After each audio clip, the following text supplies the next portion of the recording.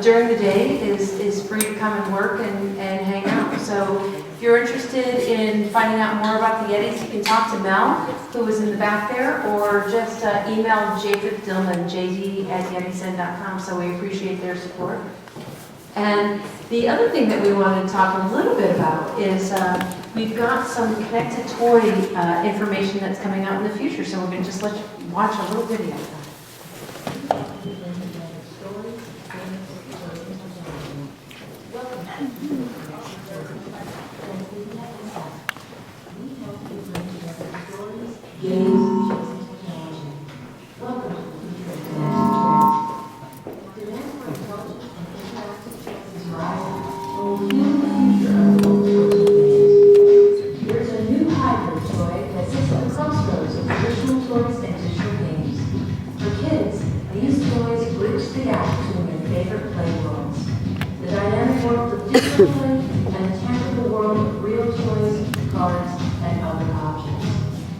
Here's some of the top connected toys that are available on the market today, and a look at things still.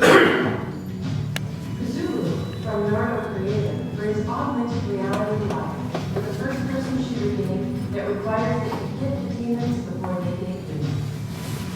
So for the key part of the front of the boat, leverages historical play patterns in a digital world. Batman from Mattel's Activity Set provides a well-known character and storyline that integrates digital play and a traditional play pattern of confidence. Monster High is a new and highly successful pattern itself. With their foray into connected toys, Mattel is looking to expand the brand and keep the audience in this growing market. And there's much more, including industry leaders, Skylanders, and Disney 2 and 3D characters and play sets. We're continuing to test and explore this connected toy space with our partners and our clients. Check out our current work and contact us to explore how we might be able to help you bring together stories, games, toys, and technology. We are Transmedia SF, with storytelling meets technology. Thank you. And we're very excited about what we're doing, the work that we're doing in the connected toy space. And we're very excited about the work that we're doing in user experience. And happy to have you all here with us tonight. You'll have to forgive me as I try to kind of dance around and adjust this audio to see. Thank you, Mel, if we can fix this. We've got a great lineup for you tonight. And what we're focusing on is really, it's really about how you connect with your user. And this is such an important aspect for us. Next slide, please. Because, you know, as transmedia producers, you know, what we really focus on is the user experience. And as the number of devices, and the reason that we started with this connected toy video is, as the number of devices expands in the world and the number of user inputs, it's all the more important that we focus on the experience that the audience is having. It's not just enough to have a parlor trick or something that is going to wow them once, right?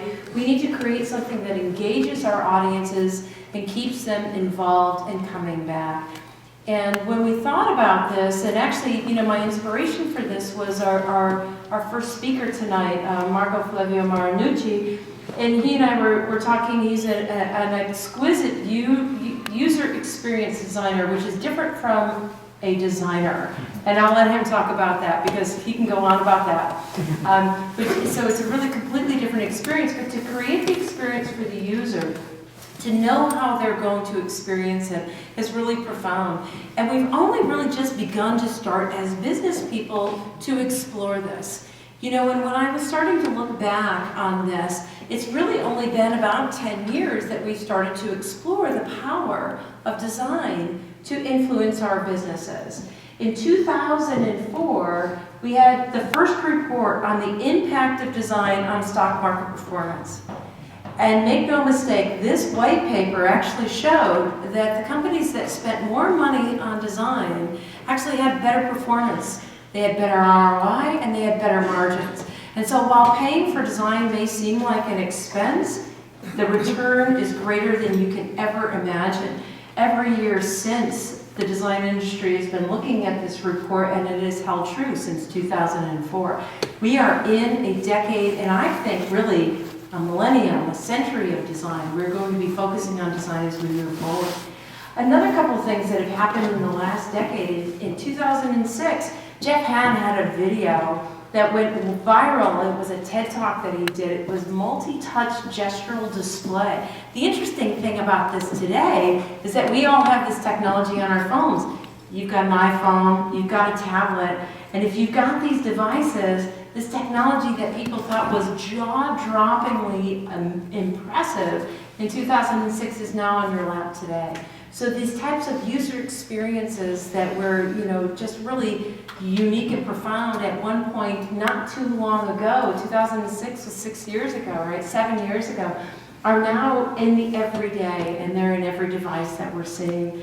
2008, the election was completely user experience driven. There were more tweets, more Facebook, and it just went on through the decade. We've seen a huge focus on natural systems and mirroring the natural systems that are out there. And make no mistake, we chose a nautilus shell because it is form and function from nature that we are seeking to replicate in the materials that we create. Next slide, please. So one of the things that I want to confirm before I bring up our fabulous speakers tonight is that when you focus on design, you actually have what these folks, and this is a great infographic that will be available on our website. So I just love infographics. Who here loves infographics, right? We're here for design. We love the infographic. We're going to be posting this on our website. That design gives you actually an unfair advantage. If you're a startup or a well-seasoned company, you should be focusing on design. It gives you an advantage above, far beyond what, an extra round of fundraising can give, what technology can give, especially in today's day and age. Patents are a thing. That was the preferred thing. Now it's, look at your design. And we're actually starting to see venture capitalists, really, and investors focus on this as an element as well. Because what design gives you, really, is, it gives you the power over your audience, the people, the product, and the profit. To do good design, you really need to start at the top. Design is no longer an element that waits until you're ready to go to market and then you bring somebody in and for a few dollars they make it pretty. The most successful companies in the world are companies that have design-oriented CEOs. Think about Apple. Think about even Nike. All of these companies, they have hand-in-hand relationships with their chief designers. This is a huge and critical component of their business.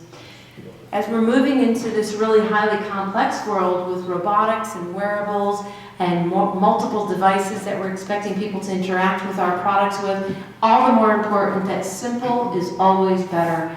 We can edge up and level up, as we say in the game industry, but always start simply. And one of the interesting things, too, that we see in today's transmedia world is that what we profess is structure over control. There was a time in development of branding where we wanted to control every single thing that we did. And now because of user-generated content and crowdsourcing and ownership of brands, we're really looking to empower our audiences to not only enjoy what we've designed for them, but to take some control of it. So for us, and I'm going to turn this over to Maya, I'm just going to say a few words about some of the things we do before we ask Marco to join us on stage. We always put the audience at the center of our equations. And we think about this on a daily basis, is how do we think about our audience? And it's interesting for us to see, because we have such a diverse community, that there's still parts of our community that want to just put the product first and forget about the audience. And we really, really believe that the audience needs to be thought of first. Who are they? How do we connect with them? How do we develop personas for them? For any project that we start, we think about the audience, who's going to use it, because then you have an intimate relationship and you're not designing for yourself. We really want to look at creating an empathic relationship with them. our audience is our partner. Not only our partner, because we see a lot in user-generated content now, is that they not only are a partner, but they're a creator. And I think a lot of more ancient traditions of art even looked at that, looked at how we connect to the audience, and I think we need to give them the kudos, because they're very, very intelligent and create projects and products that really utilize their understanding of this new world. So here's a little user journey that I created for one of our projects, and this is a story user journey. And before we even start writing the big script and really dive in, we created the world, and then created how will that story interact with our audience in the simplest term. And the simplest term, if you see on the left, you'll see all the different social media channels we're going to be using, and how does a user interact with each one of them. So their journey from one story to the other, their interactions, and I'm following them down the rabbit hole, letting them follow the story down the rabbit hole.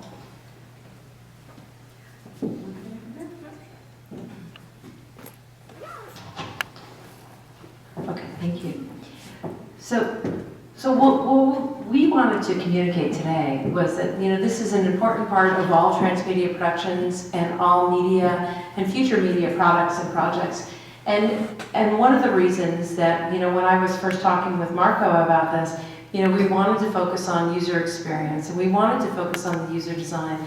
And we know that, with user experience, user design, that, we can attract an audience of folks that are interested in this. And yet this market is getting so much bigger. And while we are all focused on keeping things simpler, thank you very much, Johnny Ives and Steve Jobs, for trying to keep things simpler for us. Things are getting more complex because there are all these new user interfaces that are constantly evolving, and I mentioned this already. So one of the things that we wanted to really kind of, just touch on and expand on, and what we're going to present to you tonight, are these various user interfaces.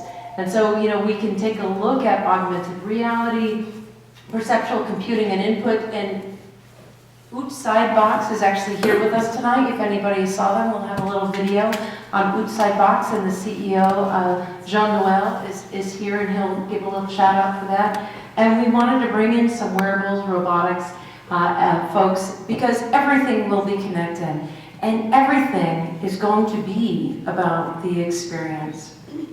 And so with that, thinking about that everything is going to be about the experience, I'd like to bring up our first speaker tonight, Marco Flavio Marinucci.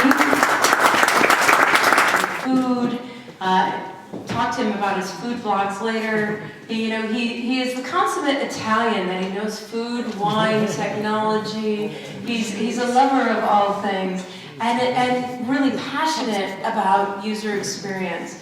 And so we really wanted to start with a baseline of what the user experience is, and we could think of no one better than Marco to introduce you. Thank you. All right. Hello. Can you hear me, first of all? Yes. There is no. Okay. Excellent. So what is UX? You'd be surprised. Most people, even large companies, have no idea what it is that we do. Okay. So microphone is the microphone picking up? Yes. Yes and no? I can hear you. So apparently it has to go on.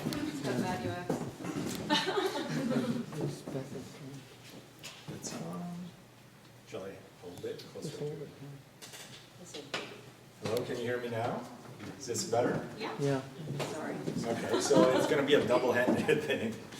So UX is a relatively new discipline. There is a history of it of about 15 years, but I would say for a great majority of that, aside from a few companies like Apple, like the usual suspects that actually put design in front of the product equation, it's something that large companies and startups are getting to in relatively recent terms. I started a consultancy about 4 years ago in product UX for startups and smartphone and tablet applications. And at the time, 4 years ago, it was impossible to work for a large company who actually wanted a UX designer. What everybody wanted was a visual designer, that they also took care of the interactions of how the public interacted with their product, or a front-end developer that put buttons and commands in the right place and made sure the product stayed functional. Those are small components of what it is that we actually do when we're allowed to do what it is that we do best. So UX, here is a planetary view, and I don't really want you to read, it just gives you an idea of what it is, and I will go over the pieces. So UX, a true UX designer is a bit of a generalist. So I come from visual design mostly, but also live experience design. I worked creating visual briefs for Lonely Planet for travel books. I've run a large food startups, the largest community cooking nonprofit in California, and then we launched in Australia and in Texas. I've been a visual artist. I've designed museum programs for Japanese woodblock printmaking. I trained in Japan as a woodblock printmaker for 10 years. So bringing all of those things and the way people engage with any kind of activity is what we think about. And these are the ways we do it. We take into consideration customer experience. What is the perception that our customer has of our product? And attached to that, event design. When and how consumer comes into contact with our product, what kind of experience do they have at the moment of coming into contact with it? User testing is a big thing. We're going to come back to that. But making sure that users can actually get through the use cases that we have for our product. Interaction design, how that interaction is shaped.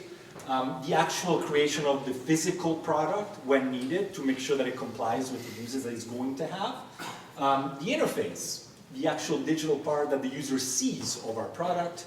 And of that, a subcomponent is visual design. And then research, understanding our customers, reading all about them, finding out about them, and designing our product in accordance to our research. And also very, very important and often misunderstood in product design, content strategy. What do they find out, when, at what level of the process, and information architecture, how the content within your product flows. So why do I care about UX? Because you are not your users, and we are humans. We tend to self-design. We create products that we want to use, but in most instances, we are not representative of the great majority of people who we desire to use our products. And your users only care about the end product. They don't care about your funding. They don't care about the fact that you didn't have a UX designer. They don't care that you were low on developers. All they care is the experience they have when they have your product in their hands. Can they accomplish the task they paid for or got for free in many instances? Which really doesn't really matter. I mean, if they can't accomplish a task, you'll still get negative reviews and bad feedback even though people didn't pay for the product. That does not seems to be affecting. So I get funded. What can a UX designer do for me? So I highlighted just a few steps of how we are different from what people think of us visual designers. There are a few essential things. First, research. We look at your customers. We do interviews, we do field research, we do shadowing. If it's a consumer-facing product, we will go where the consumers are. We understand how they behave when they're engaging with your product. We understand the limitations. We understand what it is that they want to accomplish with your product. And we help you design the product accordingly and the literature that accompanies the product in a manner that is suitable to its intended use. Mental models. We understand what the user wants out of your product. By research, we actually have data to compile that in a useful manner. If you're trying to sell Homer, I don't know if any of you saw the episode where he tried to build the car and he builds that ridiculous car. What the focus groups and the researchers said that he wanted something else, but he actually wanted the car with the bubble glass and the fenders and the spoilers. This is what we do. We help understand your users and limit the construction of features and task flows through your product to its intended target audience. Priority, what to do next. Understanding your users allows you to have a timeline of when certain features should be implemented, what is necessary for a minimal viable product, what could be iterated at a later date, and what needs to happen immediately for the product not to receive 20 one-star reviews on the iTunes Store. I just have my favorite app, Equalizer, that recently got completely redesigned without user feedback. And it went from having an average of 4.5 stars. If you go, I'm not going to name names, but if you go to their page today, there are 25 one-star reviews because they changed completely the UX. Nobody likes it, and it dropped their review rating in the space of about 2 weeks. There was a beautiful headline that says, "Developer dummies, are you using this?" It's one of my favorite. The other thing is iteration. We help you understand how to get from a minimal viable product to incorporating the features that your users are asking about. When is it time to put those in the product line? When is it time to wait? And we help you prevent fiascos.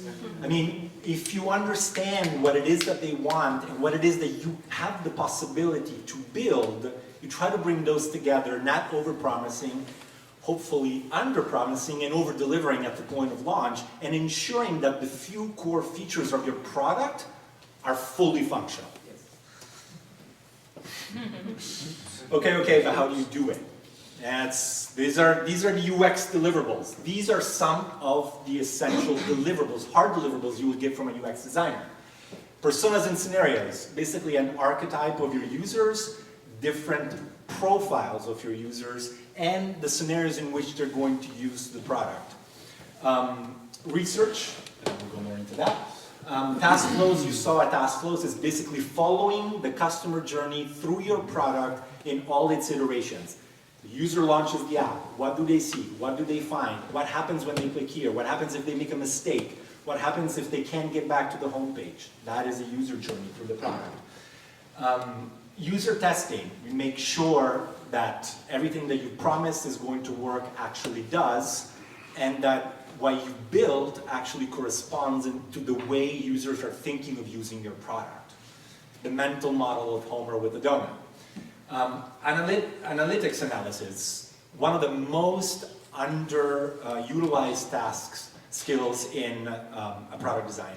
People build a product and put no software to track it throughout its life. There's no Google Analytics, and I also highly recommend KISS metrics if you have web products. It allows you not only to track face views and page views and sources, but also full actions for individualized users. KISS metrics, look them up. Product iteration, the lifeline of the product, and then part of that as a subcomponent, user interface design, the visual appearance of your product in front of the users, and live interactions. So if there's only 3 things that you have to keep in mind that we do and we can help you with: testing, research, this is the research of who is going to use it, for which purposes, what are your use cases, make sure those work. Analytics crunching, numbers of your product, where are people coming from? We lost connections. Did he go to sleep? Yeah, I think so. Oh, there we go. So analytics, understanding the quantitative aspect of the data about your product. Page views, journeys through your product in numerical factors, not qualitatively understanding your users, but hard numbers. And the last thing is testing, putting your product in front of a series of users to ensure that when they have a chance to go out and perform on its own, without supplemental video, without educational materials, they can actually accomplish that task. Thank you.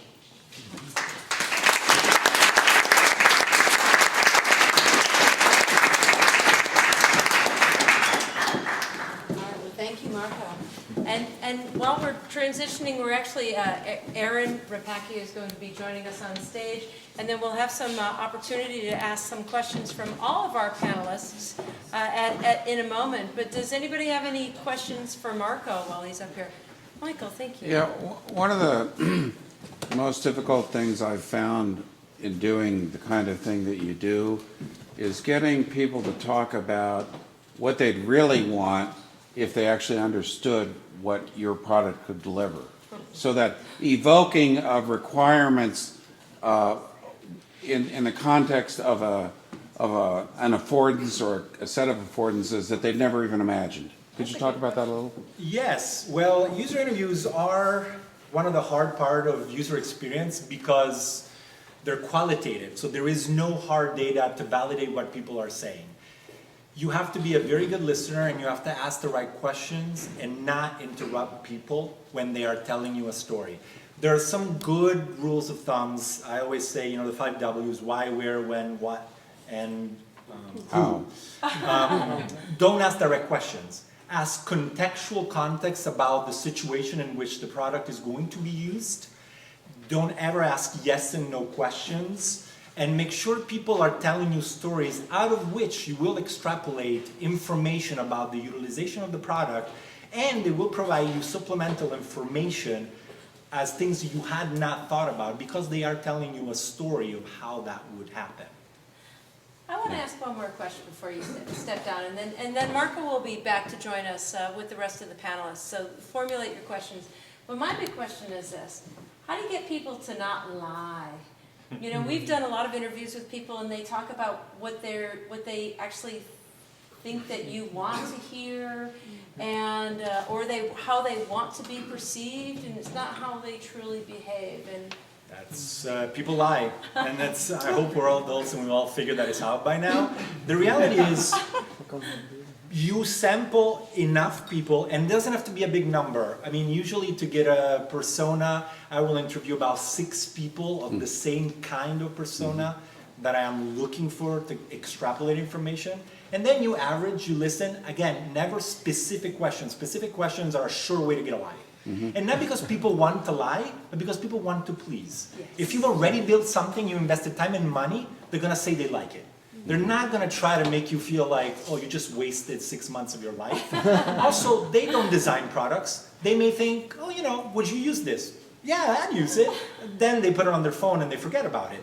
But you do listen and you learn to extrapolate the useful information, and then you do an average of the stories you hear, and then you make experience judgment calls. I mean, you're never going to have the full story. That's why it's qualitative data, not quantitative from analytics. Great. Well, thank you, Marco.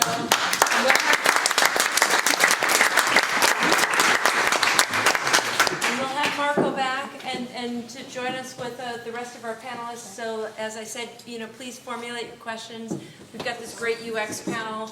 And our next speaker is actually, phenomenal young woman that I met recently because of the work that I was doing with a group called Robot 11. And we've been starting to look at, robotics as it's interacting with the entertainment space. And I came across Erin because this is a woman that is dedicated her life to promoting human-robot interface. And who wouldn't want to have a drink with her? I mean, she's fascinating, and she's done incredible work on both coasts. Really, as she has told me, there are 2 robot centers in the U.S., Boston and San Francisco, and she's been in both. And so let me just actually turn it on over to Erin, and she'll tell you a little bit about her background and some human-robot UX. Thank you. Hello. So I have a very boring title slide, and I spent an hour last night digging around online because I wanted to find a picture in Star Wars of C-3PO using that little intercom thing that he was holding. Yeah. Luke Skywalker is trying to talk to C-3PO through an intercom or walkie-talkie, and I just want to say that makes no sense at all for robotics. That is absolutely the most arcane, worst way to think about it. And one of the things I do when I give talks is there's so much talent and inspiration and energy among grad students and PhDs and young entrepreneurs and people who are thinking, robots are cool, I want to go start a company. And one of the things I like to say, yeah, robots are cool, but everything you know about robots is wrong. Because you've been watching sci-fi movies and cartoons and Star Wars. So I like to help people think about robots in the context that they are machines that can connect to anything at any time, and they're smart. And you have to erase your brain about everything you've ever thought you know about robotics from the sci-fi point of view, and think about the problem in order to create real meaningful applications. So a little about me. I like to start a little bit with background because, as some people said, I've worked everywhere. My journey started in 2002. I was in high school, a senior. I did the first robotics thing, got way obsessed with it, very into it. And through college, I studied industrial engineering as an undergrad. I got my master's in mechanical engineering. And as an undergrad, I did a number of internships. One of them was at Dean Kamen's company, DECA. I was testing the iBot wheelchair, the one that balances and climbs stairs. I was doing that in 2004. Then I got my internship at iRobot, working on Roomba in 2006. I was so excited about that one. I was entering my senior year of college. This is my chance to get into robotics. As a senior, right before that, I convinced iRobot to give me some money to build a casualty extraction payload, rescuing soldiers, hopefully, a payload that sits on their iRobot Warrior platform. This is 2007. In 2009, I was in grad school, went to UMass Lowell, where I worked in a human-robot interaction lab. It was a very interesting experience. I was getting my mechanical engineering master's, living in the computer science department, working with the CS team doing HRI. They wanted me to build robots for them. One thing I learned about this, mechanical engineers and CS think very differently. And it's very important when you're guiding robotics programs that there's a dichotomy between timelines and priorities and quality between these two groups. So having to merge between, having to build robots for CS students in grad school made me, learn how to work with software people. But the project there was a wheelchair-mounted robotic arm that opens doors. As a mechanical engineer, I don't do this much anymore, but under-actuated compliant mechanisms, fewer motors, large amounts of range and error, so you don't have to rely as heavily on your sensor load for precise movements. That doorknob gripper there could be an inch off the doorknob. You didn't need precise sensors or cameras. You can have wiggle room, and therefore you make the whole system a lot less expensive the more compliant it is. 2010, after grad school I realized I wanted to move to the Bay Area. So I looked hard for a Bay Area job and landed at AnyBots. You might have heard of us back in 2010. We hired a great PR firm and got a lot of press. Telepresence robots. I learned a lot that year. What's interesting about AnyBots was they were in the same building as Y Combinator. So we had a number of VCs going through the building. Ashton Kutcher was in my office. And it was interesting exposure to the world of Silicon Valley. My first year here, I got to go on the set of How I Met Your Mother with a large, if you see the How I Met Your Mother episode, Robots versus Wrestlers, a large humanoid robot in there battling the wrestler. I was there on the set helping to puppeteer that thing. And that was a really fun year, but that only lasted a year. And then moved on to my first real job, Adept Technology. Now this was an interesting convergence because Adept had just bought a company called Mobile Robots in 2010 that was building research platforms that had self-navigating indoor autonomous software on them. And they've been doing that since 1995.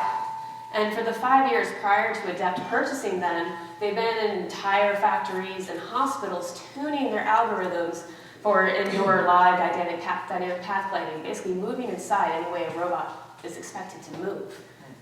And I saw this, and one side of my brain was like, well, that's just a research platform. Where's the commercial application? Then I learned about the world of automated guided vehicles, and all of a sudden I realized these two worlds are colliding. There's things industrial automation companies have been doing for decades that the Robots 2.0, a new wave of robotics and researchers, are coming up with just purely re-architected new ways of doing it that allows for a lot more flexibility, a lot lower cost. Most of this year, 2013, I actually moved on to a startup. I kind of got the startup bug. You don't make a lot of money when you work for a public company. That's one of the things eating at me when I was at Adept. But I worked at a company called Industrial Perception for the majority of this year. Has anyone here heard of Willow Garage? So IPI is the perception team from Willow Garage who spun off with 3D perception technology as applied on large industrial robot arms. And in this case, we were moving boxes around for warehouses and logistics. But until IPI, robots only saw the world in 2D, or any robot doing real-time vision, movement. Things would come down a conveyor, maybe they were erratically placed, and a robot could see a cookie or a chocolate in real time and pick it. but they couldn't ever move the gripper into a different plane to pick. And here with the boxes, because you see them in 3D, you can actually orient the robot to actually pick at the grass surface. And being a startup, things were amazing, we got some business, things were great, but, and for very good reasons, they decided to pivot and put their heads back into research. I want to sell things. So 3 weeks ago, I started at Suitable Technologies, and they're building the Beam telepresence robots. I've been making a few calls the past month saying, funny how things come around. Set AnyBots 4 years ago, the very cusp of this telepresence or remote presence world. But Suitable is also a Willow Garage startup. And they built the tech side back 4 or 5 years ago. And also brought it on Big Bang Theory, and it was a Shellbot. So it's funny, whenever they take the beam to another part of the country, people are like, oh, that looks like Shellbot from Big Bang Theory. Is it? Like, yeah, well, we built it. We built that one too, which is the predecessor to this one. And I'm just so excited to be here because this remote presence device world is ready to take off. They really designed the internals and the AV, the microphone array, the wireless access point switching, everything is designed for the application, which in my view, no other remote presence robot's ever done. So I know it's a long-winded intro for me, but hopefully I've kind of seen a lot. So my goal is to make robots happen. That's been my goal since high school. And ever since high school, I just desperately tried to get the word robot on my resume incrementally. And over the past, I'm giving myself 2 months to get the word robot on my resume. That was honestly my strategy throughout, up until 2011 when I finally joined the club, because I wasn't MIT or Stanford. My goal is to make robots happen. So hypothetical situation. Anyone here worked in South Bay and then moved to San Francisco? I'm one of them. All right. Let's say you worked in South Bay, you need a nice car in South Bay, you need your BMW. All right. And let's just say hypothetically, I'm trying to give everyone a good reason why they might have an extra 20 grand in their pocket. And you move to San Francisco, and just about when you realize you don't need that car anymore, yeah, you get it totaled. Someone hits you. And their insurance company is going to give you $20,000. I say $20,000 because there's a lot of interesting robots available at the $15,000 to $25,000 range. And you're thinking, and it's like, all right, well, let's see. I want to get into robotics. It's going to be a big thing. What can my startup be centered on? There's all these people with platforms and devices, and they have APIs where they're only doing direct sales. And one of the things I want to educate people about is that you can take any robot platform and do a value add to it and make that your service business, or make that your own company, much like building an app on an iPhone or Android phone. There are hardware sets out there that you can make money on.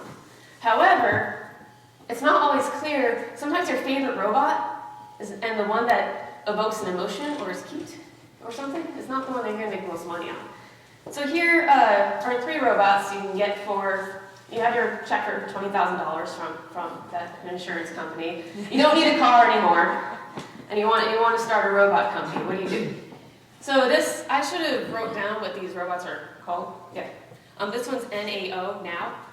Can people hear me? Yes. Okay. For some reason there's no feedback, so I feel a lot better. And this robot is cute. I should have thrown some videos in here, but it's cute. It's about this tall. It'll dance. It'll say cute things. There's a lot of videos of Heather Knight and other people doing little comedy routines with them. And your heart might be like, oh, that's the cutest thing ever. And it's a little humanoid, and I don't understand what you do with it. This is the Baxter from Rethink Robotics. Again, between the $15,000 to $25,000 range. It has an API. You can figure out how you might want to use it to move things around in a warehouse, but it's kind of limited. So their passive and compliant joints makes it very difficult for them to move heavy things or things quickly. And the value proposition often in robotics is how quickly you can move something, because the faster you move something, the more throughput you get, and that usually quickly equates to value. And I will admit this robot was kind of my baby at a depth. Here we have a little platform that can move around space. Right now they're using it to move blood samples in hospitals. So one way to make labs more efficient, if anyone knows about batch processing or queuing theory, a person doing blood work would usually sit at their desk, load a bunch of blood work on the cart, then send it to the next station. The next station would actually be starved of work until they get this big cart, and that person who should be paid to do blood work is spending 10 minutes pushing a cart. So what if they can move that blood work more frequently? There's a story of a kid who died of sepsis because he was released from a hospital, and the hospital did not necessarily get all the testing done in time or thought it was such low risk they would release him before the tests were done. And here's a real value proposition. What if those tests were done a lot faster and they realized there was a risk and that kid was never released? That kid would still be alive today. So throughput in hospitals is very important. Being able to move things exactly when you want them in small increments is important, but they don't want to pay somebody just to push a cart or pay very valuable people to waste a quarter of their hour pushing a cart. That's one application. The other one is they're moving semiconductor wafers in fabs over in Singapore. Again, they're bringing in 200 people just to move pods from machine to machine. It's crowded, no one likes the work, they do it. But I'm thinking, what if I can get this thing to deliver my coffee? What if you have a coffee shop on the bottom floor of a high-rise building? You make an arrangement with the coffee shop that people put their coffee order on their phone, and on their phone they might say, I'm on floor 20, and pre-configured is a place on every floor the robot will know to stop and people know that's where they need it. But the order goes down to the bottom coffee shop, they throw it on the robot goes up, waits at 20, or it goes straight to your desk. And maybe I can pre-schedule my phone to do it like every day at 3 o'clock. Wouldn't the coffee shop sell more coffee? So because the phone and the app is a request device to tell the robot what to do, then I can have more. Wow, I'm going over. So one of the things was, yeah, you're like, yeah, I'm going to tell you. So here's things in the Jetsons, like a character in the Jetsons would tell Rosie face to face what to get her, and then go back to the room. That makes no sense. Rosie's already in the kitchen. Tell your phone or whatever device you have in you, I want a bagel, and then Rosie can quickly give you a bagel. Or you can type them, I want a bagel. And that just makes more sense because the linguistic part of the sentence, I want a bagel, where is the bagel? Where can I find it? Have I found it before? It's easier to type it and make it some kind of input device, and that way it can easily reference a 3D object database or an image, know what a bagel should look like, and know that bagels are commonly located in the fridge on the counter. That's what those things look like. The robot should already know it's in the kitchen. So here's a product that very closely relates to how connected devices and robotics. This is a cocktail drink dispenser. Very new, similar to Barbot. You guys have been to that. And they're commercializing this. And they have an app. You can go to a bar. I watched their pitch recently. Have your favorite drinks. Perhaps as you walk into the bar, the Monsieur product behind the bar is already making you the drink, or the one at home knows that you just got home from work and starts making you a drink. Under this application, this is purely one of the best ways to start thinking about how connected devices and robotics and automation start communicating each other. Maybe there's coupons. Maybe there's a promotion to ordering 5 drinks. And you can the applications keep going. Next one, not a robot pushing a shopping cart. That doesn't make any sense. But because there's indoor autonomous controllers you can already buy, you put that in the shopping cart. And what if there's a screen on a shopping cart? This is an article about Whole Foods trying it out with, you can store your grocery list. Perhaps as it's going down the aisle, it's like, hey, did you notice this product on the shelf is on sale? It can proactively tell you things. And you can always find your shopping cart. Maybe, I don't know, when I was a kid, my dad would send me to go get the bread, even though he was in the dairy section. That way I can actually always know where the cart is, and we can split off and do work together. Again, another connected way to add product and merchandising directly to the point of sale with a more active device, a more active system. So, just one quick little thing. If I tell a robot what to do, what happens when you tell a lot of robots what to do? Which robot's closer? Which robot's further? Which ones has more battery power? There's a lot of things to think about. Ooh, is the computer shutting off? Okay. I went both sides. So when you tell multiple robots what to do, there has to be a layer managing all that information. What's funny is the automated guided vehicle world already figured this out. They have warehouse management systems and inventory management systems that lock onto products called pallets. And there's transport requests saying, pull this, pull that at this time, pull that at this time. That's no different than having 100 people in a high-rise building requesting coffee and the cloud system prioritizing on the robot who gets coffee and when and how this whole optimization metric comes through. And perhaps the coffee shop could sell more coffee. And one of the reasons why I'm excited at my current company, and here's a little thing, this just came up on TEDx last week, is here, the gentleman here, Chad Jenkins, he had a stroke-like event, he can't speak well anymore, he can't move a whole lot anymore. And he's using these AR drones to go check out his backyard. And he's like flying around his backyard and checking out the outside world and checking his garden. His TED Talk is very moving. And he uses the beam here, the beam to Rhode Island, to a robotics lab in Rhode Island, to help them do more research on how robotics and remote presence devices can help people with disabilities go out in the world. And he uses the beam all the time. And there he is on stage because it does give him a great presence. So if you want to follow me, Robot Diva, or follow my company, Suitable Tech, you can learn more about these things. And thank you.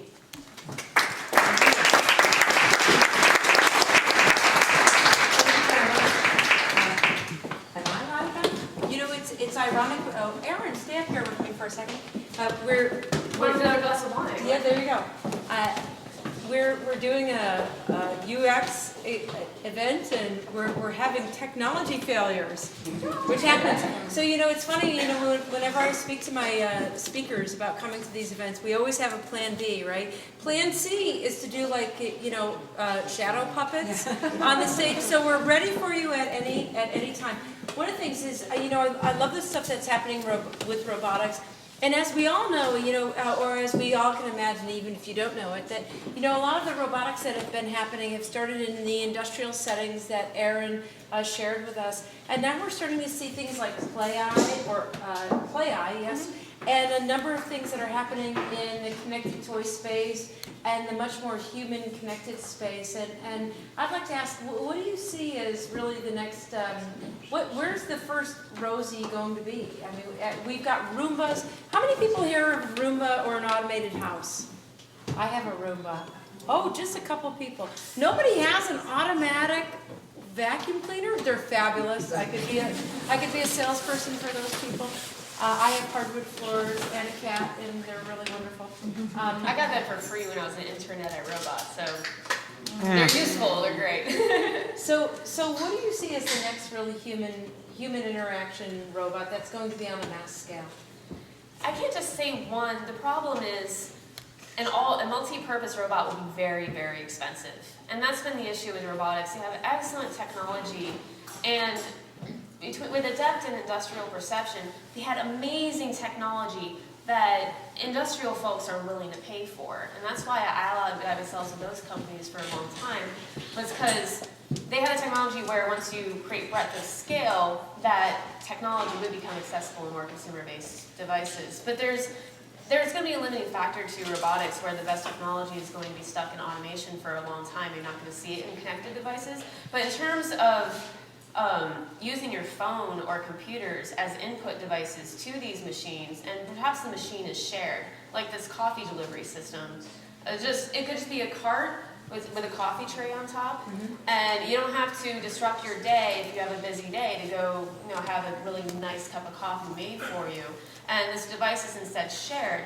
And someone could, honestly, I'm getting out this idea, someone could make a lot of money off of this and not even build the robot. It's a service industry. Like, who builds the app and who makes the deals with all the coffee shops? Wow. Who gets into the building? And so we're going to be shared. For the robots that have a really large amount of value, they'll be shared and service-based. And because there are so many sensors that do get cheaper, there will be smarter toys and more interesting toys that will work with your phone, like Anki and a bunch of other things. It is amazing how cheap these processors and chips are getting. And in the toy space, we're seeing things like Bluetooth LE come under $6. RFID chips are under $1 now, and so they're showing up in more and more toys, which is why we started tonight with connected toys. So one other question before I let you go, and then we're gonna bring up Alex to talk about wearables. There's this connection between the robotics, which we're looking at as automating systems, and the wearable devices, where they can potentially sense us, right? Where our computers can sense us. So, we're at this crossroads of where our computers can sense us with things like Fitbit and those types of things. How many people have tried a Fitbit or some type of wearable device? And where's my friend from Santa Cruz that's got the Google glasses on tonight? Where are you, dude? He was here. There you are. Okay. You know, so there's this crossroads now between our devices that sense, our computers that sense us, and things that we want to interact with. So tell me a little bit about how wearables and robotics technology are coming together. Well, there's a lot of sensor systems, as you said, that can go into wearables. And one of the things that allows wearables, and one of the things that the people building exoskeletons are talking about, is a very elaborate wearable. But what these sensors do is allow for better data mining and algorithmic building off of existing systems for what robots might do in the future. So people wearing exoskeletons, what they're actually doing is also measuring how people walk and doing a big data project on that. And with other biosensors, I don't know, it's, I wish I knew more about the world actually, but I think it's going to be super interesting just what we learn about our bodies and what we learn about what's meaningful to stay healthy. Cool, cool. Well, on that note, actually, we've got the perfect person to carry on. Alex Gray comes from a family of physical therapists and grew up literally in PT labs. His parents owned a number of physical therapy clinics. And he is the founder and CEO of Somaxis. And Somaxis is a wearables technology company. They just had a really highly successful Indiegogo campaign for their first wearable device that has medical applications that measure human muscle interaction and interface, so you can do things like biofeedback, as well as some other interesting things that we're exploring around games. And so I would love for Alex to showcase his, and then we'll bring all of our speakers up, but we'll turn it over to Alex right now. All right. Alex, thank you. All right. Anyone want to volunteer for this? I'm going to be putting a sensor on you, and this is going to be measured. You, that was quick. All right. Oh, Blaine, come on up. Did you find out? So I'm just going to have He you is not a sit right plant. here. Yeah, right. Pay you your $100 later. All right, you just have a seat. And I'm going to put this on your shoulder, okay? So maybe you could just unbutton the top button of your shirt. That would be great. And then I'll explain after we get you going here what you're doing. All right. I had a little caffeine. It might affect the Yeah. heartbeat.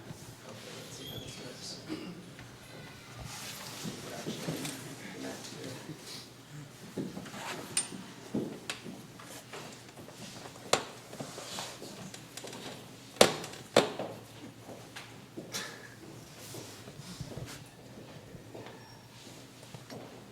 Just try something here.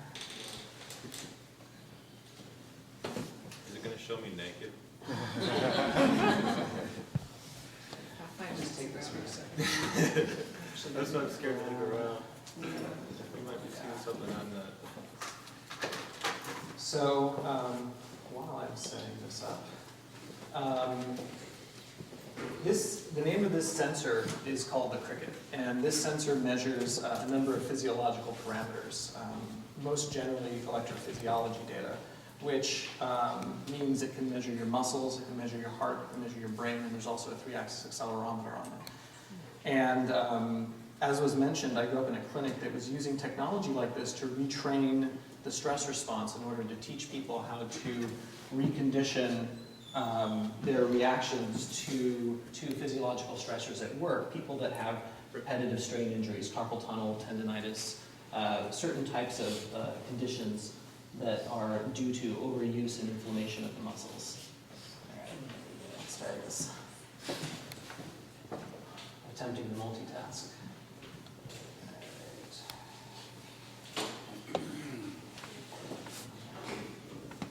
Is anybody filming it? So I need to do something really quick.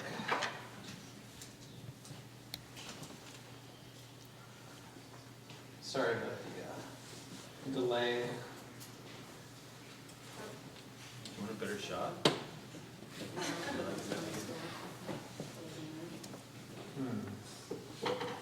I need technical difficulties. What's today? It's all good. What's going on?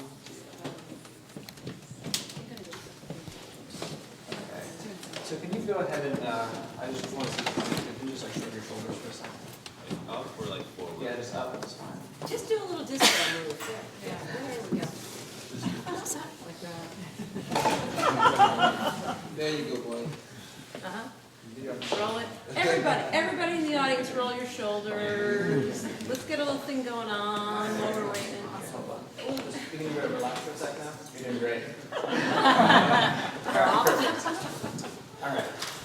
So, do you use a smartphone by any chance? I have two smartphones on me. Great. I got the Nexus 4 and the Apple. All right. Do you have Facebook installed on either of these by any I have chance? Facebook on both of them, All right. and separate accounts. Okay. So open up whichever one you want. How are you tonight, buddy? Well, personas we got. There you go. Open up that account. That's all in Chinese. That's okay. Open up the English account. Okay. Not a plant. So what we're looking at here is a measure of the tension levels in these upper trapezius muscles, and this is linked basically to the involuntary stress response. And the challenge in creating the user interface for this, you can just ignore me and do what, I don't know, use Facebook the way you might use it for a second. I'm gonna And apply. actually, can you use your left hand? Because I actually put this on the left side, which I probably shouldn't have done. Okay. Why don't you post about this? I'm gonna post it on my Take a picture of the Twitter. audience. There you go.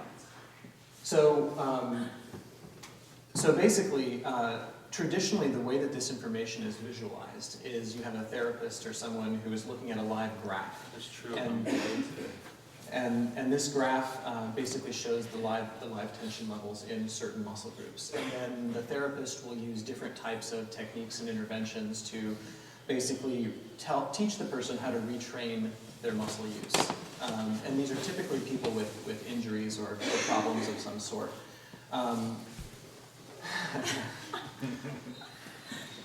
So the challenge is really how do you create something called interoception? Interoception is the ability to, it's almost like having a sixth sense. If your five senses are what you see and smell and perceive and touch, etc., then this interoception is the internal sense of what's going on inside you, to be able to feel the difference between tension and lack of tension.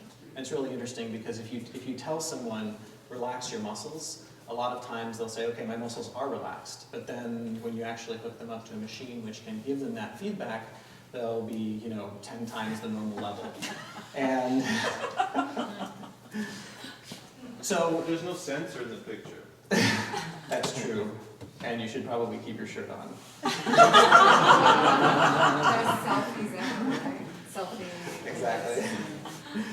This is me disrobing at a presentation. How should I post it? What's your Twitter?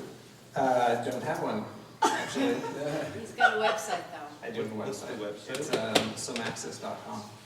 You can tweet at Transmedia SF, at Transmedia SF. So the challenge is, how do you create a feedback mechanism that teaches people how to retrain and how to sense the internal properties of muscle, of stress, of tension. So whether we're trying to create an interface basically that monitors all the different elements of stress, from the cardiovascular components to the neurological components to the muscular components to the postural components. It can monitor all of these things and provide the user with live feedback so that they can change their behavior in real time. And this is extremely challenging. In traditional biofeedback, the only kind of live feedback you might get that a therapist wouldn't be able to give you is an alarm or a threshold. If you go past a certain tension level, the alarm goes off, and we built that in. But one of the things that we did here was also to build in a new feature where, for example, every 5 minutes it actually reads your level to you, and it will tell you a number. And the idea is that gradually over time you'll start to associate different internal states with this number that's being read to you. If it only tells you your levels when you're above a certain threshold, you won't learn to feel the difference between 15 microvolts and 150 microvolts if your threshold's at 10. Or you might not learn to feel the difference between like 9 and 2, which is really significant. A muscle that's relaxed is always at 2 microvolts, for example. So part of what we've been really playing around with is how do you create a continuous monitor with live feedback that's non-invasive, it doesn't interfere with people's lives, it can't be really obnoxious. We also put a haptic driver on it, so it can also vibrate as a more passive way of giving you this feedback mechanism. So he's actually doing pretty well here. He's not actually using his left hand, but and I should have put it on the right side. Sorry, what was your name again? Alex, Are you on the list for the event, right? I am. Yeah, I'm one of the 3 speakers this year. It'd be easier if you just what's the website again? Somaxis, S-O-M-A-X-I-S. S? I like this guy, very active. S-O-M-A-X-I-S. How does that change with asking you stuff? Does it change anything? What? Tension-wise? So a lot of people do active listening. So if you give them live feedback, yeah, that's right. If you give them live feedback and say just sit there and do nothing, they'll easily be able to turn off their muscles and say, okay, this is great. I'm now in control. But the minute that you introduce stressors or some of the behavior patterns that we're used to doing, that's when it becomes really difficult to control. So I pace when I'm on the phone, for example. And I do a lot of this kind of a thing. And it turns out every mammal on the planet, when we're stressed out, have this involuntary bracing pattern. So one of the ways that you can monitor the physiological stress response is actually by looking at this specific muscle group and looking for that pattern. And it's just about this time when usually people in the audience are like, yeah. So one of the interesting things is that the link between psychological stress and physiological tension is not one directional. So psychological stress causes physiological tension, but if you control the body, the mind actually follows. So there's several types of psychological interventions that essentially say, well, we're going to try to address stress and combat stress without working with the mind at all directly, by just saying, let's focus on breath, let's focus on muscle tension, let's focus on everything else except for the problems which you think you're really, really stressed about. And it actually, the association between stress and tension is so strong, and it's bidirectional, so that when you control one, your stress levels actually decrease as well. Doesn't necessarily make them go away, but it improves the situation. So typically, so he's at about a 59, 60 right now. And what would be most effective is, now try doing that same thing and dropping your shoulders a little bit, and you can still navigate the phone. So this is an app that Chinese people use, and according to this, a girl named Zhao Jiejing is within 100 yards of me. Is anybody using WeChat, a Chinese girl? She's Cambodian, not Chinese. Cambodian? She is. Okay, sorry. Yeah, of course we use WeChat. Are you on, if I do the people search, am I going to see your account? Okay, this is a different user experience. Yeah, let's transition to questions. Sure. Hey. Okay, hi. So there was an interesting product that was premiered last year. It was there was an individual who was a neuroscientist who'd gone all around the world and studied monks and studied their brainwaves at the time of resting. And the idea was to kind of calibrate the world's kind of brainwaves to the kind of the meditative status of monks. And it's really fascinating, but my question to him was, isn't that a little bit counterproductive when you're at the office, for example? You have to get something done. So how do you differentiate the patterns that people have when they're actively engaged with an idea and solving a problem and excited about that, versus when they're stressed out? Is that why you're sort of triangulating neural patterns and physical patterns and muscle groups? Yeah. And actually, I love this question. Did everybody hear her question? It was an outstanding question, is how do you differentiate? And one of the things that I'm really interested in wearables, and Alex and I had a conversation at a health and gaming event that we were at, about the uses of this, not only for physical therapy and relaxation techniques and technologies, but how can you use this for things like gaming and as a gaming interface, right? How can you actually adjust and change? Sometimes you want to be stressed, sometimes you want to be relaxed. Because we know always that stress is not a bad thing, right? When we lift weights, that's a stress. but it builds our muscles. And so if you might, in this UX context, I would love you to answer that question. Thank you very much. Sure, and did everyone hear the question? Okay, great. So I think that the best way to address this is to look at like the different modalities. So for example, you have heart rate and heart rate variability, and there's also this new metric which uses the EKG signal and looks at the ratio of two very low frequencies to determine sympathetic to parasympathetic activation ratio. You combine that with muscle tension and mental engagement, and then you can start to differentiate between if someone is just excited, or if they've drank a lot of coffee, or if they're actually stressed out. And I think that muscle data is actually a very unique one, because that's really one of the ones that hasn't been very well explored in this context, to try and integrate it with these other modalities. I'd be lying if I said it was all completely well understood. Like, this is still something we're developing, obviously. But to put it in some context, so my father did a lot of this training where he was teaching people how to retrain their stress response. And so he came up, biofeedback therapy, so-called, is a very broad term, and it means like 100 different things to different people. It's a tool, and you can use that tool in different ways. There used to exist something called relaxation therapy, where you basically just put on the sensors and the lights get dimmed, and you listen to some relaxing music, maybe a guided meditation, and you turn off your muscles and you feel fantastic, and you zone out for an hour. And it's kind of like getting a massage, and you walk out and you're all blissed out. Then you go back to work, and all the behaviors that caused you the muscle pain in the first place immediately come back. So what my dad did, he had a master's in clinical psychology, so he developed an operant conditioning-based model of training, where you start with very, very simple behaviors, and you teach people first how to associate like relaxation with certain internal states, and you gradually progress and build them up with more and more complex tasks, so that they build up motor memory for how to minimize the stress response and control it as they're actively engaging in the types of multidimensional stressors like typing and mousing and talking on the phone. And he would progress, so you get to the point where you're balancing a golf ball on a tray while counting backwards from 100 by sevens, and there's like music playing, and you have to recall certain elements of your surroundings. And the whole idea is gradually, over the course of like a number of appointments, build the person up to the point where you can have all of those stressors and still be in a state internally that is completely devoid or minimizing the stress. Yeah. And I think that's really the key, is that you have to make, like, that's the difference between operant conditioning and classical conditioning. You can't just tell someone, hey, turn off your muscles. Like, what does that mean? Like, you really have to, like, this is an internal sense, and you have to just learn it like you're learning to play basketball.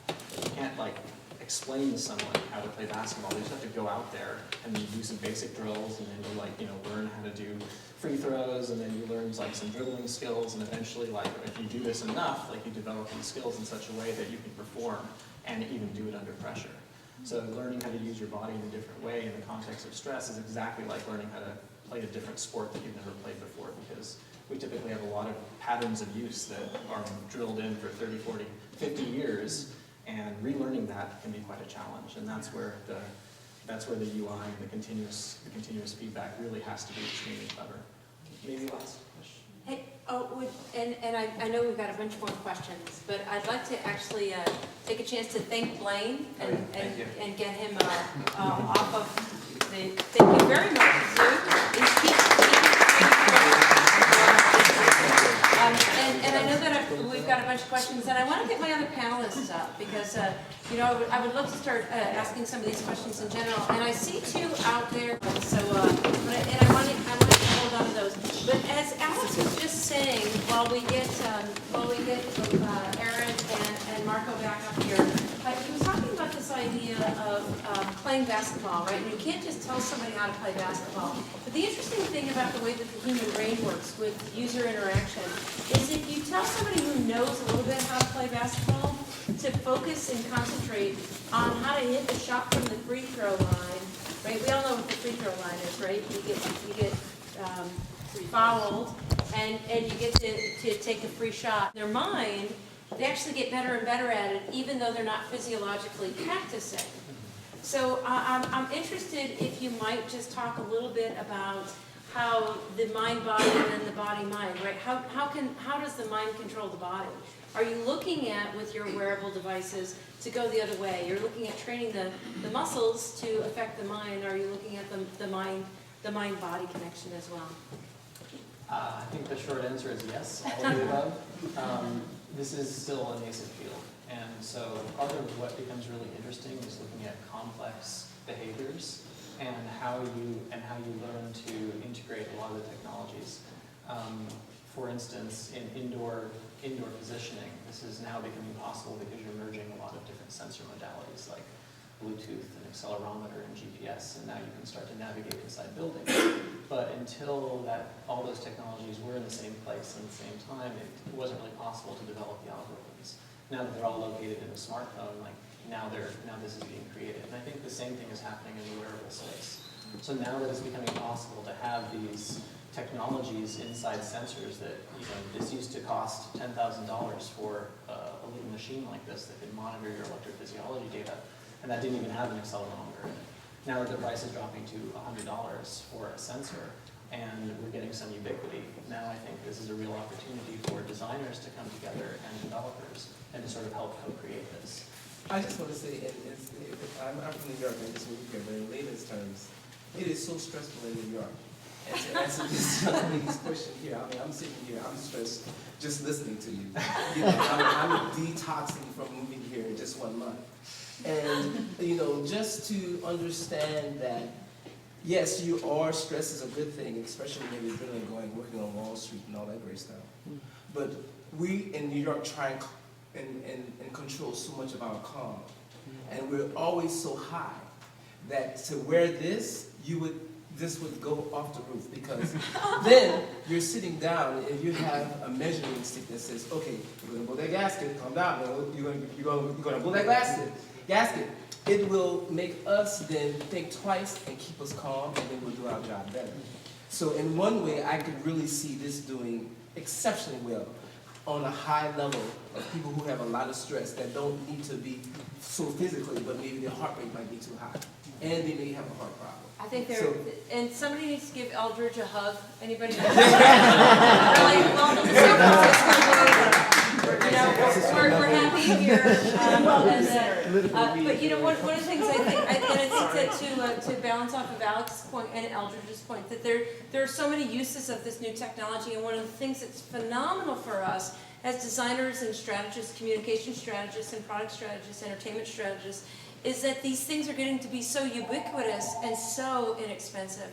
And it's just amazing when we put the technology into the hands of the creative class, what we'll be able to do with it. And that's one of the reasons that we wanted to put together this panel for you, is because our transmedia community are people that think about design and development and products and projects that really cross the gamut. And and some of us are thinking about medical applications, and others of us are thinking about games and design and communications.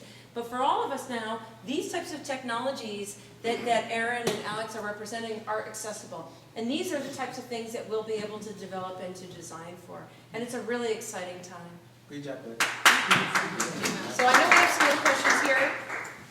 You had a question? Yeah. Oh, yeah. I was just wondering, does the interface really train people to be in touch with their somatic experience? Because it seems sort of like an intellectual training where you're understanding your somatic experience with your mind. But in order to really understand and manipulate your body, it has to be a somatic awareness. Right. So part of this is building associations and learning the interoception, right? So it's starting to be able to correlate what you're feeling internally with an external state. So if you have a therapist in front of you, they're gonna hook you up and run you through a profile. And once they've determined where your problem is, they're going to basically point out to you when you are being triggered into a higher state and give you certain cues in order to release your muscles and to control your tension. Right, but is it actually helping you pick up on the cues without the technology? Can you become better at that over time? That's a great question. And I think that the best technologies are the ones that you don't have to wear forever. This isn't meant to be a crutch. This is meant to build a sense in them. So for instance, I don't need these sensors because I was trained at a very young age how to do it. Once you learn the process, you really don't require it. The only people that would need to wear it continuously is if you have an extremely dangerous kind of job where you're doing a lot of heavy lifting or ascending or something like that. And then it can help prevent the risk of static injuries by keeping, by just giving you an alarm when things are at an excessively high level. Yes. Aaron, is there, with the remote robot that allows you to basically commute in, are there any plans to add any more body language indicators than than just a screen? Because so much of how we communicate is via body language, and some robots have added little arms and things for Skyping. Is there any plans to integrate that sort of technology, or is it all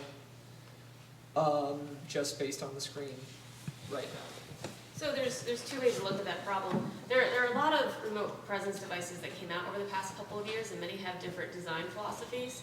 As Suitable Tech, we have a design philosophy to very much respect and emulate the social norms that currently exist today. So the short answer to that is adding on additional mechanisms costs more money and adds more liability and becomes a huge engineering burden. It's not that appealing because that doesn't really increase our sales to make it more costly.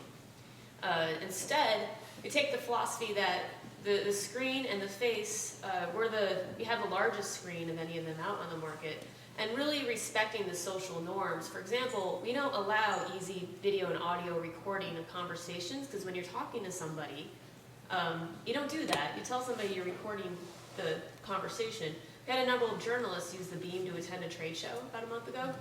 They're like, oh, I want to easily record the conversation, but we don't want to make that easy. That's out of the social norm. Mm-hmm. Same thing, if you're driving a Beam from somewhere else, we don't have a whole lot of ways to prevent you. You can drive into a wall if you want to, but the social expectation is if you were there in person, you're not going to be driving into walls or driving into people.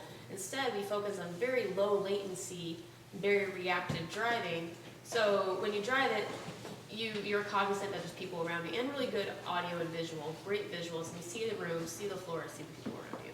So we're really focusing on having the person be able to interact with a space from an audio visual standpoint, and that's our first step. That's our minimal viable product. Jen, I have a question for all three of you. So in a month or 2 weeks, or whatever it is, Spike Jonze' movie Her will be coming out. And I think it's going to usher in the era of pop culturalize this whole thing together. So operating system with user design, persona, research, interface that helps people relax, and basically this character that finds love and empathy. So my question is, if we've designed for empathy based on what's recognizable, because that's empathy this way, how do we switch to this next version of humans, which will be designing based on quantified results? So 10 years from now, you'll be able to know if someone loves you or not.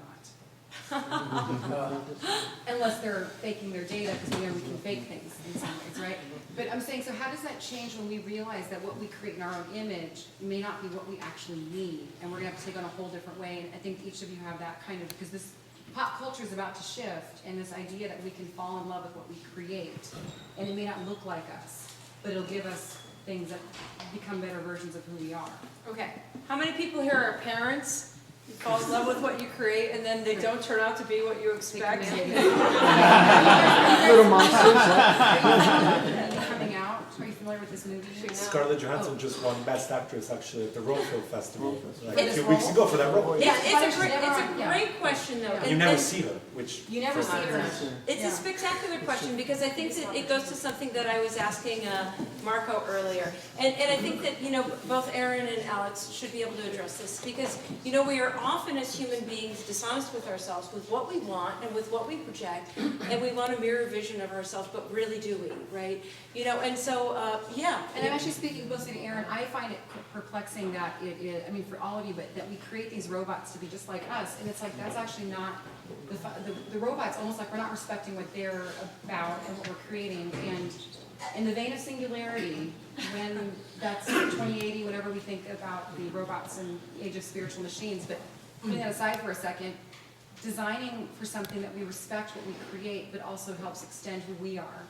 So I hate humanoid robots. I'll put it that way. There are plenty of large companies out there with humanoid robot research projects that don't really do anything meaningful, but except be like a trade show piece.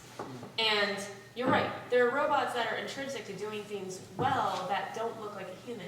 Humans were so general purpose that the hand is almost useless. It's kind of, we're building robotics to augment the human body and make it stronger, and like there's gloves and there's the exoskeletons, there's phones that's serving as second brains. What if we had 4 arms? Robots are better when they're actually single purpose, which is why I said in my talk, you have to rewrite everything you think you know about robotics, because the humanoid is such a bad idea, and the legs are utterly useless in most points. You can do a lot with wheels, and then it doesn't fall over.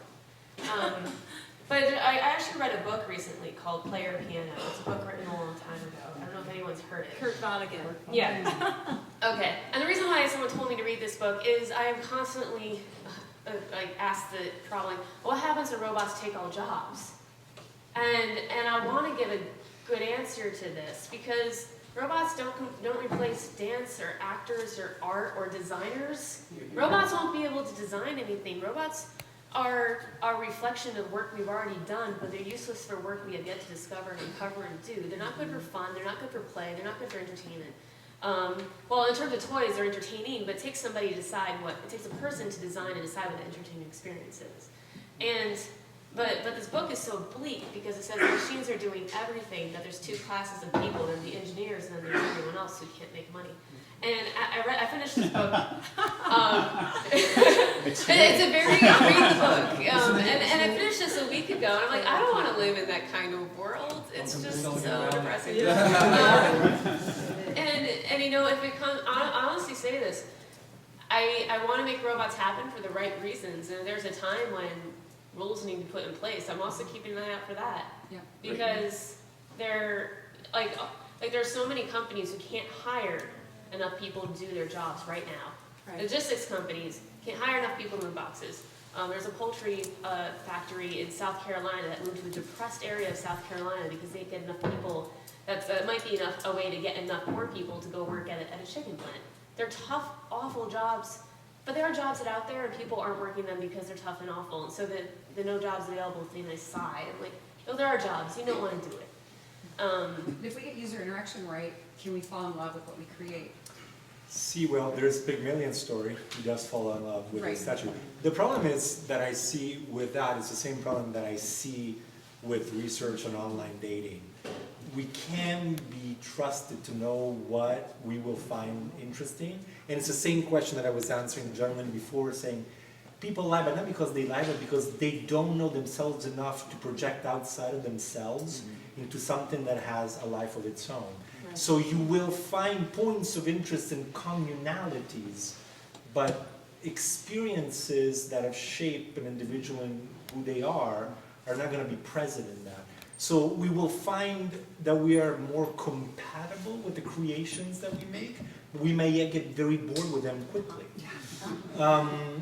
So until both robotics jump the usefulness barrier and turn into something where they augment themselves in their own way that we had not input, it'll be a very limited personal, emotional interest, aside from the entertainment factor and the usefulness factor, lifting, shifting, moving. But the problem is we can't, we self-design, but then it doesn't, it's on the other side of the mirror. If it's too close, it becomes extremely boring really fast. Actually, can I add one antidote to that though? There's an interesting phenomenon though, when I design a robot for industrial use, there's still a person and that is buying it. And making the robot more likable, even if it's an expensive robot meant for only a hard ROI, it kind of tips them over the edge of wanting to buy it. Right? Well, and that's an interesting design aspect where it might be hardline ROI for a harsh use case. But if it looks nice, they want to buy it. Well, actually, I want to respond to that, which is there are about 5 things people respond the most to in any kind of interface. One is a face. And so anything that has an anthropomorphic face will get a better response. And that is also why we have visual designers on top of usually UX designers, is because we respond to beauty and symmetry and proportion and all the things that we tend to find appealing for whether it's genetic reasons to sheer visual delight, we have a strong response to them. So an anthropomorphic robot will always be more likable than a box with wheels. Except it becomes uncanny very quickly, and you have to be careful with designers. I tell designers never to design a face, but imply that people will anthropomorphize it, so let's make the design in the direction we want. But if you put any face on a robot, it actually gets an uncanny valley super fast, so it's a delicate balance. So it's interesting, and I know we have another couple questions in the audience, but I want to ask one because, you know, all of our speakers here tonight, it's interesting for me how the worlds of user experience are colliding with other worlds, right? We've got folks that are coming from the medical industry and then coming into this user experience around entertainment and communication. Robotics, and Aaron actually has a strong background in industrial robotics, and these are coming more into service robots and these robots that we're looking to interact with. And Marco actually almost on the opposite side, you know, comes from a more entertainment and design orientation, but now works for a medical company. And as these worlds are coming together, it seems to me all the more important that the experience that we're creating for users, I mean, Aaron, you mentioned that, you know, you want to humanize to a certain level. It helps to actually sell things, but also not to create that humanization that we see in some of the robots that were created for autism or other types of studies. So how are these worlds coming together for you all, and how does that help us to define the types of user experiences that we can expect and anticipate? Well, I can start. I mean, what we've seen, the changes that I was saying at the beginning of my talk is 4 years ago people cared very marginally, but now the human experience of the product, whatever the product may be. Right now I'm working for electronic health records with Obamacare, but I worked in food and travel before. It's just how people engage with any kind of interface is becoming important. It's becoming a key market differentiator. Apple figured this out very early, and other companies have as well, but they figured it out early and capitalized heavily on it. Yeah. Other companies are following the example. It is a successful market strategy, copy what works. But as our technology becomes more complex and multifaceted, we will need people to filter and organize the way we engage with this technology more than ever because it is so diverse. I agree completely. As the technology becomes more complex, we need to simplify the interface. And Aaron, are you seeing the same thing in robotics? Yes, absolutely. The key differentiator now for most industrial robot arms is how easy it is to program and set up. So the problem was you would have employees go through hours and hours of integrator training with an industrial robot arm, learn how to program it, set it up, and a company would bring this person in-house, and they might leave, they might move, they have no idea how to operate. And that's why Baxter's value proposition was no programming. Like, you can set it up by moving the arm around from place to place, and very easy to teach somebody how to set it up and get it going and use it, and then reconfigure it when they have to, because a lot of contract manufacturers and manufacturers in the US are only running a line or a product for a couple hours, days, or weeks. It's not a line that's going to go for years. So they need to reduce the cost of what it takes to set up, and that's all UX and usability. And Baxter would be able to do more, though, if it did have a few more layers of options and settings. And for the robot arms that can't be moved around by a person, but does need a little programming, where intelligence and vision and perception can step in as half of the equation, and then easy UX UI to set up the other half of what it does and then how it does it. For example, what if you could show the robot the product, and then it does a 3D scan of it and knows to always look for that no matter where it is in space and move it somewhere. So UX is entirely the competitive differentiator in industrial robot arms right now. And Alex, I want you to address this, but because you've created, Alex actually is the CEO of a hardware company, as you saw, some Access. We saw a little demo of it. Now, how are you kind of setting up a UX around, I know that you're looking at getting an API out for those of us that want to develop to your platform. Yeah, I'll echo what's been said here, which is that the in our sensor and in a lot of sensors that are being created, there's a huge amount of information, up to 2,000 samples per second for each modality, for brain data, heart data, muscle data, 3D accelerometer data. And the real challenge is, if we do our jobs correctly, people don't even know they're wearing a sensor. They basically, the interface has to be completely transparent. And I think that there's a lot of stuff out there where in this last generation of products where the interface is really clunky and there's just the value between maybe you're getting a lot of raw data, it's this data porn effect where you get to kind of just stare at a screen with a lot of numbers and say, oh yeah, that's nice, and maybe that's telling me something and maybe it's not.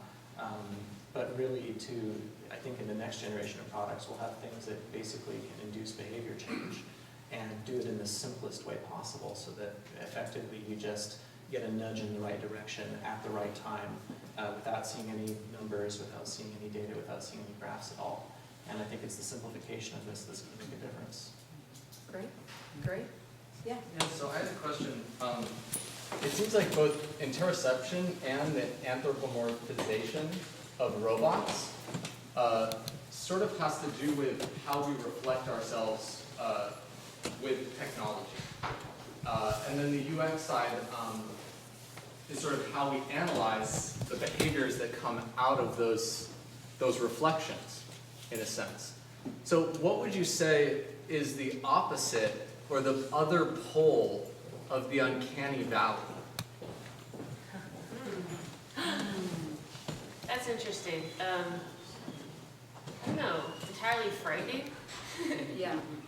Dehumanization. I'm thinking a Will Smith movie. Not necessarily. Arduino could be totally useful and functional for machines to talk amongst themselves. Yeah. I mean, to perform functions that we don't need to keep telling them to do.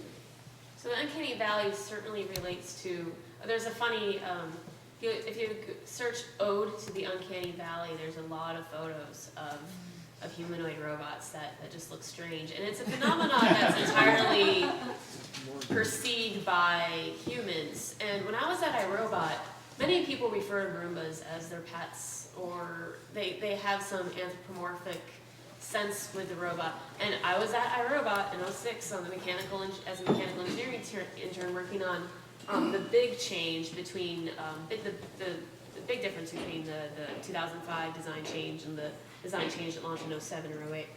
And the ID guy was there saying, like, oh, it looks like a face, I gotta get rid of it. Oh, it looks good, I gotta get rid of it. No. And the people were doing it anyway. So it's this human. How many people name their cars? Okay, we do this, right? Yeah. It's a human UX thing. Right, so go ahead. Yeah, it's something funny that humans do, and it's okay to look sterile, but it's not okay to look creepy. It depends. I would actually like to add a little more into the uncanny. There's a very specific, uncanny is actually a medical world that has been now used to describe things we don't like or look strange. It comes from a very specific Jungian term. It refers to the fact that some mentally ill people, though they appear to be the people you know, like your mom, because of a mental illness, the person that you knew is actually no longer there. So there has to be a very high degree of verisimilitude to the actual person. So if you put, a banana and two pears that looks like a face, that's okay. The problem is when it's trying to be too human, yet its behavior is not human-like. That is the problem of the uncanny. Which is one of the reasons why zombie movies are so interesting to a lot of people.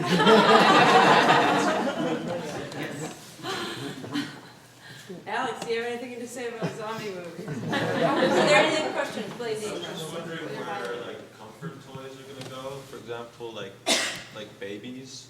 That some people are talking about robots that are able to move or they're able to change temperatures, and they give them to, for example, women in some of the elderly homes. I was wondering what kind of issues are on that, or if that's being really heavily developed. And we could probably save the other comfort toys for another day. So I do know of two products. One is the Pero, which is a robotic seal in Japan, which elderly people like to pet. One person though did throw it into a bathtub with water, so it stopped working. And Cynthia Brazil at MIT Labs, I mean, this might be old news, but I know she was working on this tactile teddy bear that would move and contour itself to kind of respond to your touch. And I think that's a really nice use case. Babies might get into the uncanny valley world. iRobot made a very ugly baby called My Real Baby, and it didn't really sell well with Hasbro, and it kind of When I was there were my real baby parts kind of scattered around as kind of a joke too. So how they no longer touch robot toys with a 10-foot pole. That was a while ago though. And I think there is a use case for having companionship, and if that helps somebody out, I think, go for it. Actually, we saw one of the companies we advised, they raised a $4.5 million DARPA grant to do toys because they wanted the sensors from the kids to make sure their health was okay. The reason DARPA put the money into it exactly is they wanted to sense early trends for flu and other things. So they'd rather put them in toys. They would tell when there's a medical health issue. And then I think we were at the robotics meetup at Microsoft, where the big manufacturers based on the world said the real area we're targeting is replacement of a lot of the people in hospitals, and specifically not convalescent hospitals, for elderly, because they don't have to worry about elder abuse. They have people there that they connect with. That's why that movie they dropped about that. That's a serious trend in Asia. If you go to Asia, it's the aging population. And they're really seriously replacing a lot of people they don't trust, the low-level attendees, with the people that they know, or with devices that people connect with, and they can have communication with the video and audio of the people they know and love. And they can do sensor-based things to make sure if they're having an episode, they get help right away. So it's actually not just a people replacement, it's a better health outcome from their point of view. I think that, Yeah, and thank you, Camille, for that. And actually that kind of brings up one of the last points and one of the last questions that I want to ask of our panelists tonight, because it's a really interesting time for UX. As we said when we started, right, in 2004, the first white paper came out that a good design and user experience gives you but it gives you an advantage in the stock market. And now we have this user experience, these user experience inputs in devices that are coming from things like the military-industrial complex and industrial applications that are coming into the everyday use because the cost of these devices is going down. And we're seeing things like Skylanders that is $1 billion property because it's got a connected toy to a game.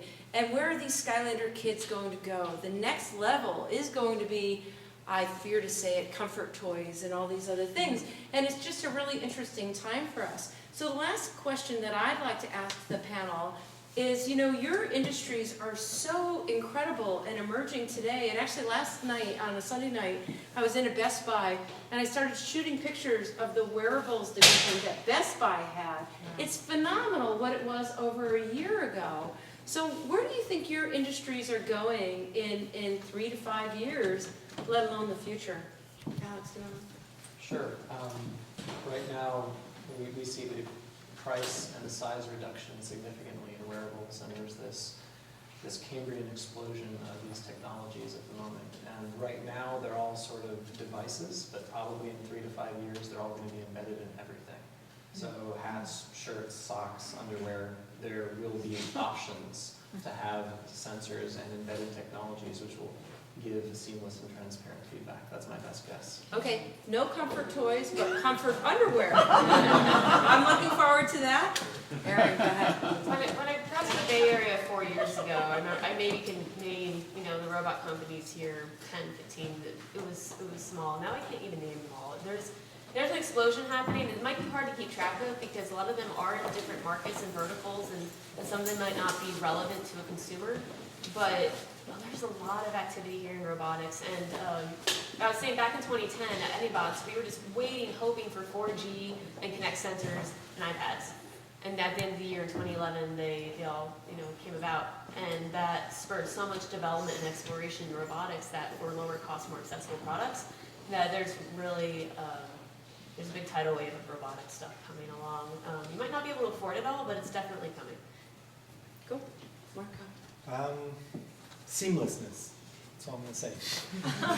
That's the idea that everybody's going after, and that's why there's so much interest in UX. Things are too complex, and we're going to try and fix that as much as we can so that there is adoption and use of all these technologies.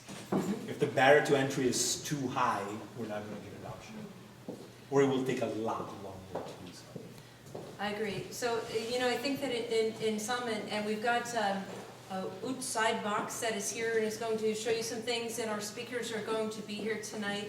I think that in conclusion here for tonight, I'd like to thank our speakers. I think that what we're going to see is we've got to focus on user experience. We've got to keep our minds open for all of these new user inputs that are coming along. And simplicity and seamlessness, as Marco says, is going to be the key to our connecting with people, with our products, and with our profits as startup people. So thank you very much, and join me in thanking our panelists.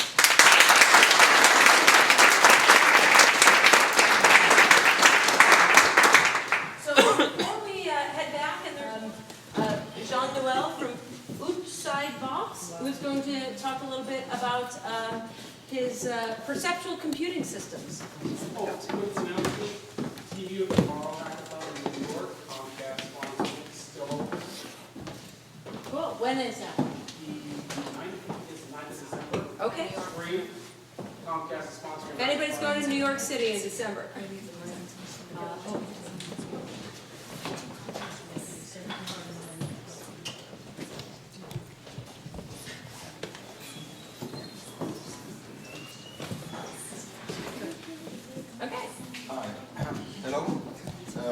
I'm Jean-Noel. I'm working on Outside Box startup.